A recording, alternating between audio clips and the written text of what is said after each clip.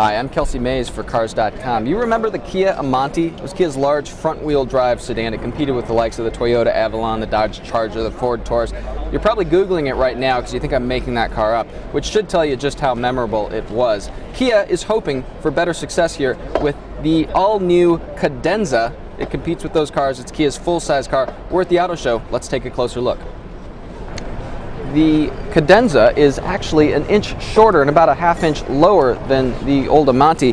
It's still much bigger than Kia's midsize Optima though, about 5 inches longer bumper to bumper and nearly an inch taller. You get around front here and you notice Kia's familiar grille here with the cutouts, center, top and bottom. It actually sits lower and farther forward. It's a little bit taller than on other Kias. You come around the side here, they've got kind of these little eyebrows here, similar to what BMW does on some of its cars. A nice little chrome detail here with the fog lights. It kind of curls up and around. Let's go check out the rear. In back, the Cadenza has LED taillights and dual tailpipes. You notice some very Audi-like proportions here. We see a little bit of Audi A8 in the way that the tail kind of gently comes into a squarish form in the back. Not a bad look.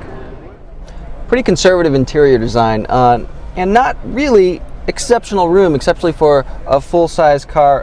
Quality looks to be pretty good. You've got things like fabric down the pillars for the windows, typical of large semi-premium cars. There's kind of a leatherette thing over the instruments, same as the Kia Optima has in up-level trims. There's a screen here between the gauges in this car at the auto show with a virtual speedometer. We're seeing a lot of cars kind of go in that direction as well. Very well equipped, the Cadenza. There's things like a standard navigation system, backup camera, power adjustable leather seats, things like premium Napa leather, panoramic moonroof. Those things are optional. Let's take a look at the back seat.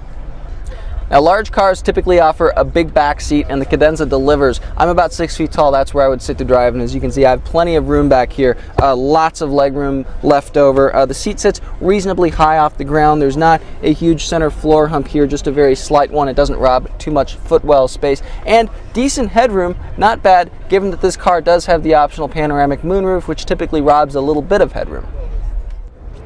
Under the hood is a standard direct injection V6. It's good for 293 horsepower. Gas mileage still to be determined.